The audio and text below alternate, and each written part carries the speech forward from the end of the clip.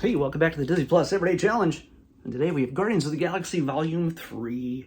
This is the latest. This is the swan song for James Gunn, the director and writer of this trilogy, who very closely, very nearly did not get to make this film. If you know all the controversy that happened a while back, well, thankfully it was dealt with. I'm gonna take this off. It's hot again. The rain has passed us, and it is hot again. This is from 2023, earlier this year. It is 2 hours and 33 minutes long. This is an epic finale, and not a moment is wasted. In fact, considering that so much of the Guardian story has taken place outside of these three films, especially when they started crossing over with the Avengers, Infinity War, and Endgame, and then of course Thor for a little tiny bit, for a little piece, not a really super important part. But of course there's also the holiday special they did last year. There's a number of different pieces that they had to account for, and this usually means a lot of exposition. And don't get me wrong, there is exposition, but they don't spend too much of that time just standing around and going, exposition, exposition. Here's this, and here's why, and here's that. Yes, there is one scene where they actually, Peter Quill does give a pretty succinct version of what went on during Infinity War and Endgame with Gamora. But it's done in a way that is meant to be humorous and very, very aware that the fact that they're just standing facing a camera and telling a stranger who has no idea what's going on what the story is between all of them. It's the kind of thing where this is one of the few Marvel movies, these Guardians of the Galaxy movies, one of the few Marvel movies my mom will actually go see. She has actually seen all three of them, and I got her to see the holiday special. She does not remember it. I don't know why, but we watched it last Christmas. Yeah, so it's the thing that this is a trilogy with a bunch of characters that are such a deep cut in the Marvel universe, the Marvel comics universe, for people who are not, most people in the world prior to the MCU becoming a thing hadn't even heard of Iron Man. Yeah, to the people who grew up with the cartoons, yes, Iron Man was, for a lot of them. But if you didn't read comics and you didn't watch the cartoons, most people didn't know about Iron Man. The idea that we'd have a movie with a talking tree and a talking raccoon in outer space was inconceivable. For a time, we also thought that, how are we going to make a movie with a man in an iron suit who's going to hang out with a guy who's a god with a hammer, and a guy from World War II era dressed up in red, white, and blue? How is that all going to fit on the same screen together? Why? How are we going to take any of this seriously? Like, how's it not going to look like a joke? Because we've seen previous iterations of many of these characters depicted in television over the years, and not just in cartoons. We're talking live action. We've seen Thor show up in the Incredible Hulk movies, the little where he met Daredevil, he met Thor. I can't think if he met anybody else, but he met a number of different characters back in the day. It's Spider-Man and Captain America all had their own TV series to varying levels of credulity, success.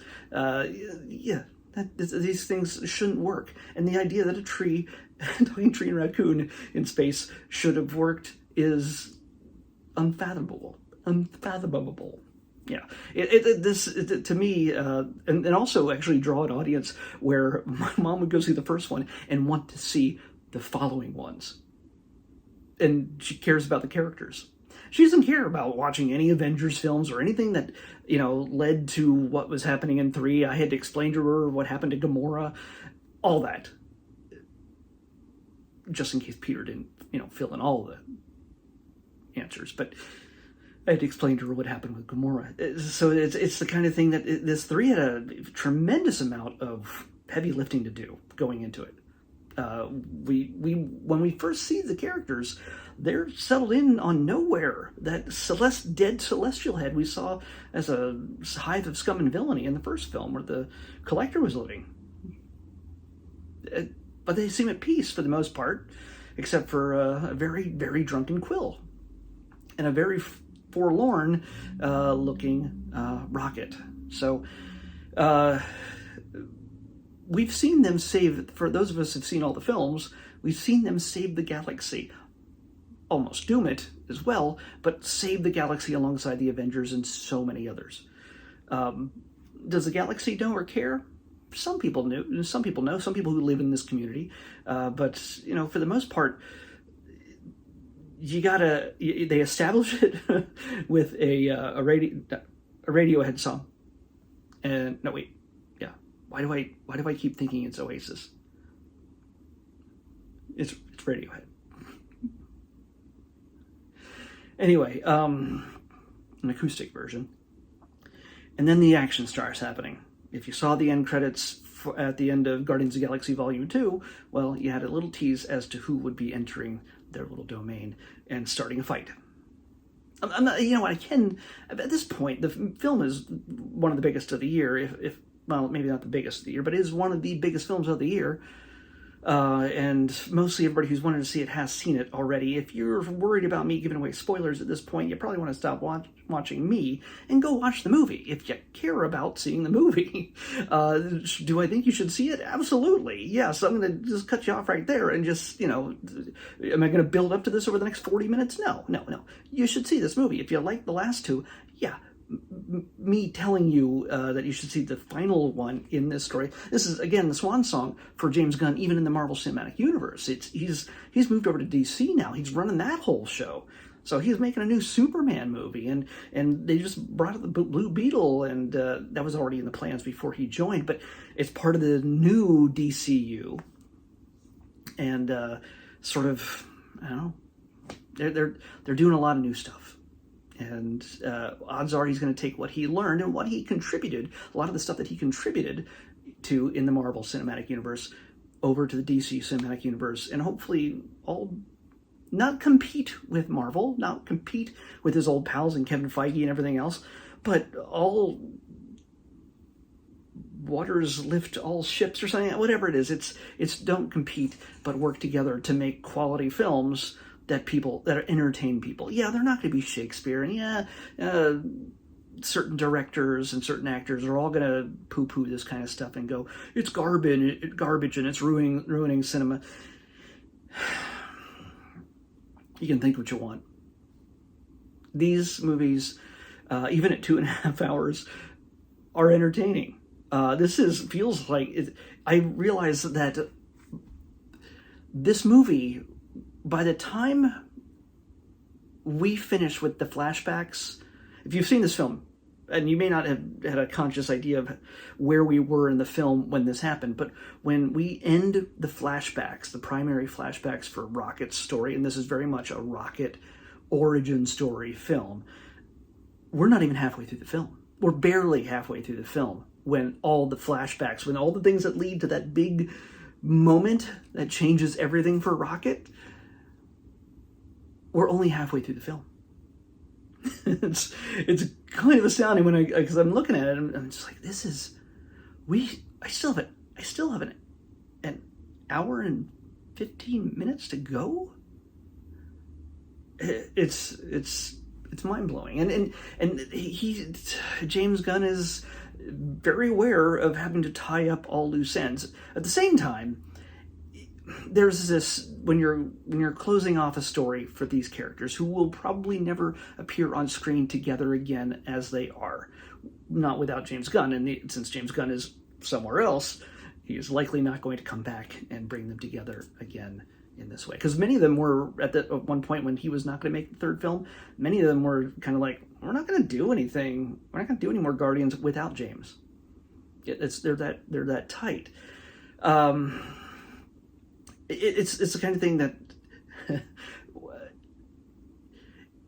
there's this temptation that when you're closing off something, you need to sort of kill your baby. Not kill the baby. Kill the most precious things to you. Kill the things you love. And death seems very final, and it seems a very good way to say, okay, I helped create these characters. I'm going to finish these characters so nobody else can mess with them or make them worse or make them better or anything else. For the most part, that's the temptation. And throughout this, one of the more aggravating things for me, I don't know if it's aggravating, but it's very obvious that there's so many teases to death, references. When you have a film that's at the end of a trilogy, people are like, you aren't going to die, are you? Usually that tends to be a tease that, oh, maybe that character might die. I'm going to live forever. Well, guess what? Usually that character dies. It's the opposite, the rule of opposites that comes with most storytelling in film and books and everything else. But usually when a character makes a declaration or something is posed about their fate, one way or another, at the beginning of a story, at the end of the story, the opposite happens. If a character says, well, dancing is for jerks and dummies, I'm never going to dance, guess what? That character is going to dance by the end of the film. And that's an obvious reference to something that literally is said at the beginning of the film and the end of the film. That's a spoiler, but watch this again. If you've seen it already, watch this again and look at how many declarations are made. Watch for declarations. Anybody who makes an absolute a comment that's absolute about anything, usually, like 99% of the time, it seems like they will always be proven wrong. But that's the nature of much of storytelling.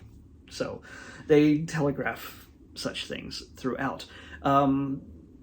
Spoiler, just in case you're concerned, seriously, watch the film before watching what I'm about to say next. Nobody dies. Despite the fact that there's so much teasing about so many different characters, and so many of them almost died. They look like they reached the precipice, like the edge of death. Everybody. Groot, Peter, Rocket, Nebula, just everybody. And you figure that somebody's going to be that big sacrifice to tear everything apart and end things for the Guardians of the Galaxy. No. There's that cynical temptation to kill people, but I think the very good choice that James made was to end on an uplifting note. And literally, a man who inserts ear candy into so much of his films, he consciously selects. It's not up to a marketing team. He consciously chooses the music that appears throughout these stories he writes and films. There's the final moments of the film is almost an entire song by Florence and the Machine. Yeah, not a song you would normally expect to be hearing, but it is a song of celebration. And it is a song where the thing that everybody's been seeking since the very beginning of the first film is family, a place of belonging. And Peter's story, taken from his family, searching for belonging. He gets an adopted family in the Reavers, and you get other characters. Drax lost his family thanks to Thanos, and Gamora and Nebula having family, but always at each other's throats and not loving the torturer, the maniac, the mad titan who kidnapped them as children and tortured them. And eventually in Volume 2, Mantis, who's the child of Ego. And there are so much dysfunctional family stories to be told here. And what the Guardians has become, as we discover at the end of the first film, is that they find their family within each other. Found families is the overall theme in all these films, and that extends to community. It extends to valuing life, regardless of what we consider valuable life, as compared to like raccoons or eagles or alien 4-legged, 6-legged, 12-legged lizard monsters versus a child, an adult, an alien or a human, sentient or not sentient. Which do we consider? In this case, the goal is to save all life. And this is something that, Guardians does in a more personal, direct way. They make every attempt to save every life. And, yeah, you could say that, the Avengers did the bigger thing with everybody else where they brought everybody back from the snap. And that was more impersonal. And it's not like, it was sort of just like, hey, everybody, we're going to save everybody in a general sense. Yeah, they all had people that they lost, or they were lost themselves. But in this sense, they save the children that were captured by the High Evolutionary, and they save the animals that were captured by the High Evolutionary at Rocket's command, because it's all about having to save the ones that can be saved, since he could not save those in his past. So there's a lot going on here, and it can be overwhelming. But it moves so quickly. It's seriously like I said, there could be a moment where they could just literally stand around and go, well, we're just going to talk about what happened in the last couple of films and things, feelings and thoughts. And no, there are arguments, there's discussions. They have things that tell us backstory that somebody might have forgotten or might have missed while action is happening. So that's kind of great. There's maybe one or two scenes where people are just slowing down, but it's also done usually in context with humor. So that makes it also not boring. I've seen a lot of films, a lot of TV shows that will literally just inundate us with exposition and drown us in it. It feels like 20 minutes of exposition and then 5 minutes of action. No. It's a sign of just bad writing if you can't sort of mix the two in a way that's succinct and, well, unlike me spending now 17 minutes on talking about Guardians of the Galaxy Volume 2, not succinct. So, this is me giving you exposition for almost 20 minutes. One of the other things I want to talk about is the villain. It's one of the greatest villains of all time, and of course I can never say his name properly. Chakudi,